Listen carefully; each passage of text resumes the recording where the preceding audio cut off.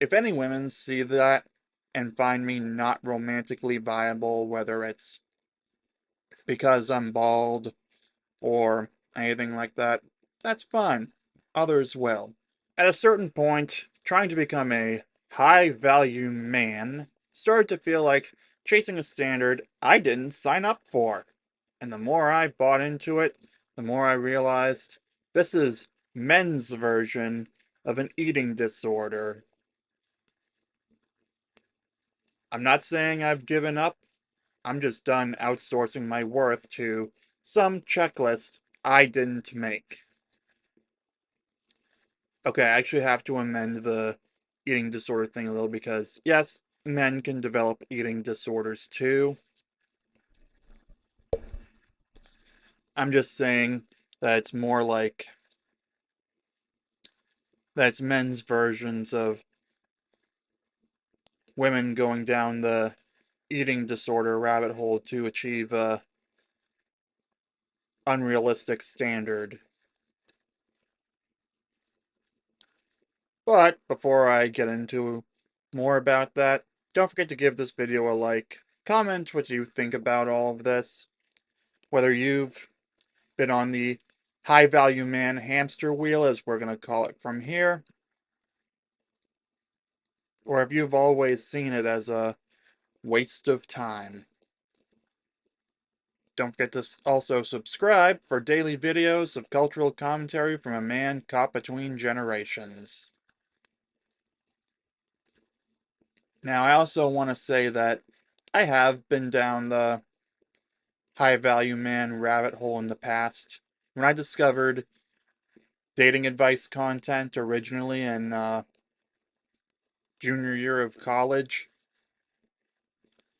I saw all the videos, I've seen all the checklists that are pretty much variations of the same thing, including fit body, great haircut,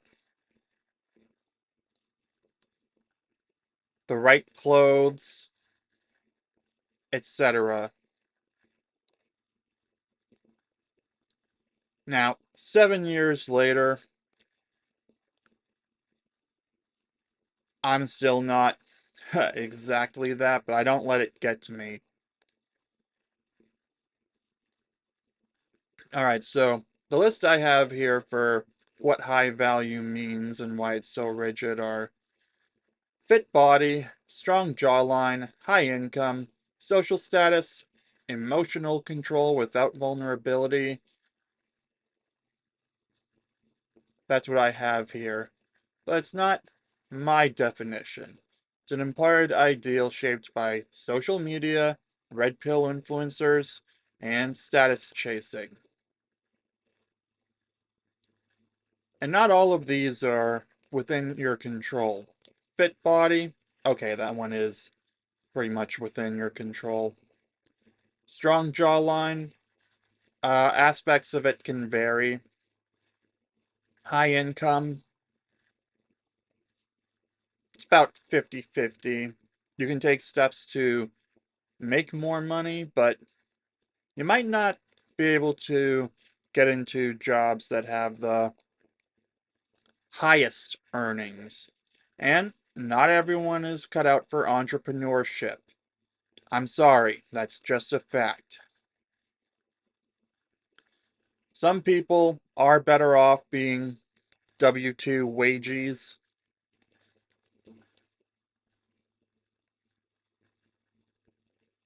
but I digress. Social status, that's again about a 50-50. You can take steps to increase your social status, but the odds can vary. And then emotional control without vulnerability, there's a little bit of, you can learn to practice stoicism. But anyway, it's not self-improvement anymore, it's brand management. Now, for some uncomfortable truth here for a moment, looks do matter, and genetics can put people at a disadvantage, like the black pill community always says. But dwelling there doesn't fix anything. Yes, there are some things that you can't change easily, if at all. For example, you could get a hair transplant, but it's going to be expensive, and I'm going to be honest, results can vary on that, I think. Don't quote me on that. Talk to a doctor about this. And the reason it's going to be expensive is because insurance won't cover it. Health insurance companies typically don't cover anything that is optional. Elective is the official term, and they don't do it for anything superficial. They cover anything that has an impact on whether or not you will physically be able to survive or not. Meaning they will cover something like a CAT scan that I keep bringing up if a doctor presents reasonable evidence for a potential kidney stone, as I personally experienced 4 months ago now. I think I bring it up quite a bit, but I did a full video about my experience with that. We're not going to get into that right now. But yeah, genetics can also put people at a disadvantage because, like my abnormal psychology teacher said, and I'm going to say here again, it's about how your genes interact with your environment. So it's a bit of both nature and nurture. Now, you could have the genetic potential for a strong jawline, for example, but if you're not in an environment that brings that out, you're probably not going to have that strong jawline, but you have the genetic potential for it. And height, yes, it's based on genetics, but there's also the element of what you eat and such to help you grow. So, if you eat healthily and such while you're growing up, it'll probably help your height development a little. But at a certain point, if you don't have the genetic potential for reaching 6 feet, you're not going to make it there. That's just a fact. Again, it's a blend of nature and nurture. So if you have the genetic potential, as my abnormal psychology teacher said, to be super smart, like for the gifted classes, but you're raised in an environment where that doesn't exactly bring it out, he described it as the TV is constantly on and no one reads to you. You're not going to develop that potential and you're probably going to fall behind. And if you don't have that genetic potential, it's still a better environment in general. You're going to have a better outcome compared to, let me put it to you this way. In the environment where the parents read to you and such, I'm reasonably certain, based on what he said, that everyone would have a better outcome than the environment where the TV is always on and nobody reads to you. Hey, I'm just repeating what he said in class. Now, you can't grind your way into a new bone structure as an adult, but at some point, you have to stop measuring your value against a face scan. I've made peace with what I can't control. I focus on what I can control, like how I carry myself, how I live in the context of my situation, and what I want from life. I'm not trying to become a high value man anymore. I'm just trying to be someone you would respect. And if you respect what I'm doing here on this channel, be sure to drop a like on the video so that I know that I'm being the person that you'd respect.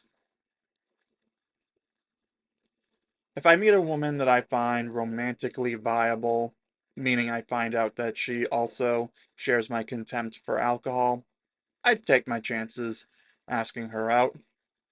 But if it doesn't work, I have my copes like Andy from the 40-Year-Old Virgin, and they're not shameful, they're just my life.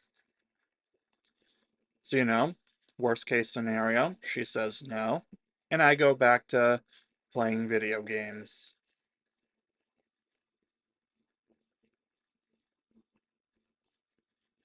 My healthy copes include that, my creative work, like what I'm doing right now, my routines, my friends, and my purpose of, again, this. And I can always go back to book writing if I decide that video games are too boring or I'm too scared of the Nintendo Switch 2 EULA resulting in that permaban.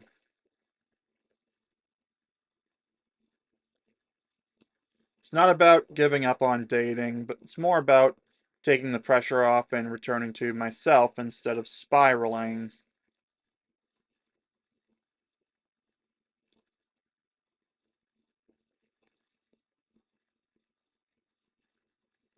Yeah, and like I said earlier, this is the male equivalent of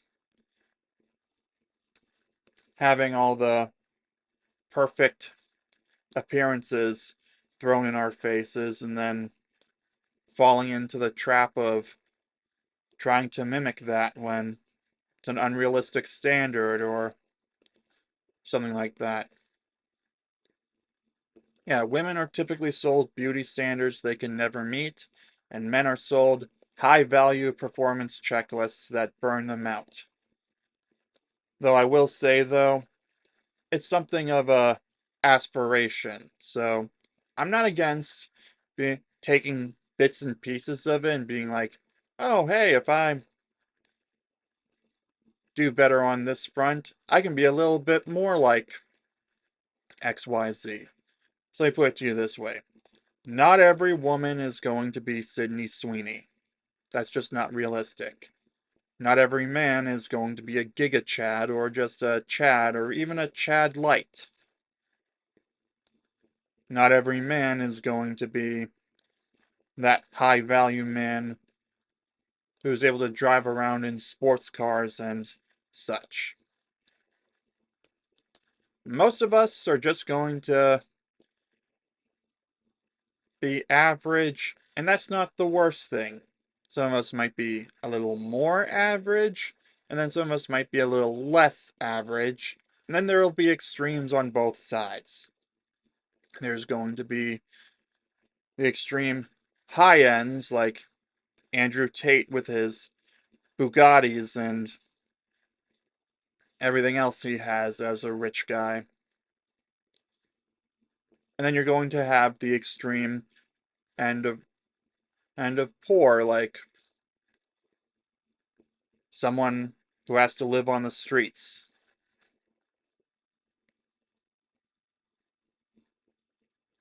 But then most of us, again, are going to be clustered in the middle, somewhere in the middle, give or take a few points off in one direction or another. So, for example, you could argue that most Gen Z men are below average because most of us are still living at home. But, on the bright side, if enough Gen Z men are living at home, then we'll just become the average. I'm sorry, I just thought of that. I just think, yeah, that's a good way to look at it. Given enough time, if enough people do that, then everyone will be average. Or you'll be above average because you have a better living at home situation than someone else who has a worse living at home situation. So in my case, I have a pretty decent situation right now. Both parents, I have to share the house with both parents and a brother, unfortunately. I respect them as my family, and I appreciate my parents not making me live on the streets or forcing me to go out and do something, some instant gratification job full time so that I can maybe afford a garbage apartment or have to live live in some shared house with roommates who are not my family. Actually, some of my friends have did that started doing that recently. I'm not going to get into too much detail about it, but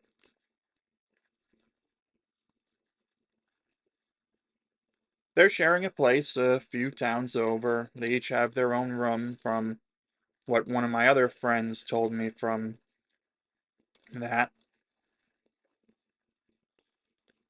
Like I've said in previous videos, I'm going to say it again. If I have to pay a dime for housing, I am going to go for something that is entirely all to myself, and then I'd probably also never leave it. I'm not kidding. Like I said, I'm going to squeeze every penny of value out of that. So, again, if I'm paying any sort of housing expense, I am going to stay in that housing as close to 24/7 as possible. Or at least on the property, and then step outside for 20 minutes of sunlight if that's what it takes to get the daily minimum that the Apple Health app says I need.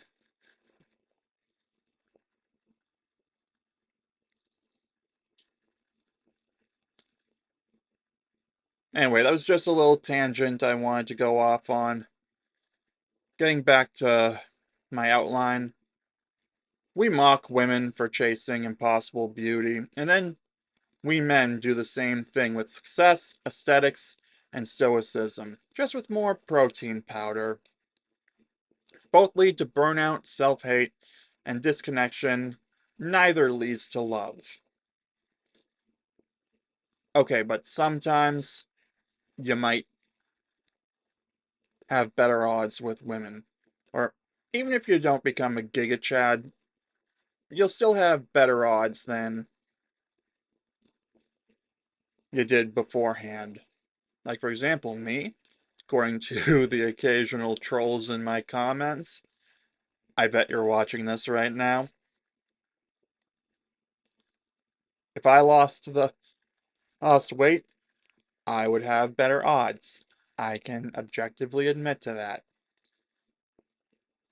If you want to debate whether I would have better odds if I had a full head of hair instead, go ahead and debate that too. But you know what? I think I'm kind of glad the Norwood Reaper came. As far as I'm concerned, he liberated me from having to deal with fixing up hair or anything like that. It's just a quick little shave every other day and then I'm good to go.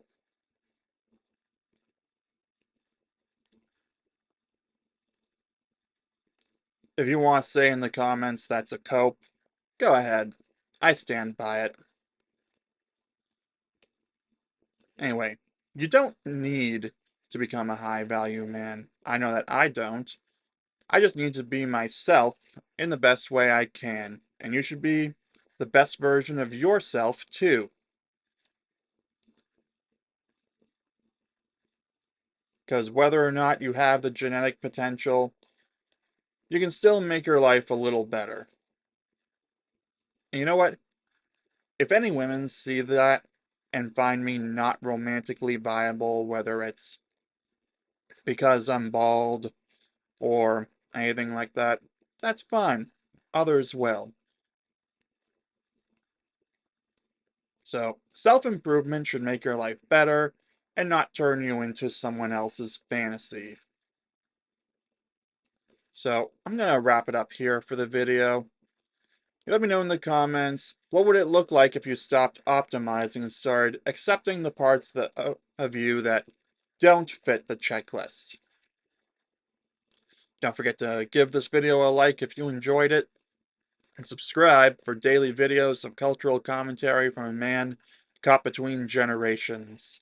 Thanks for watching, and I'll see you soon.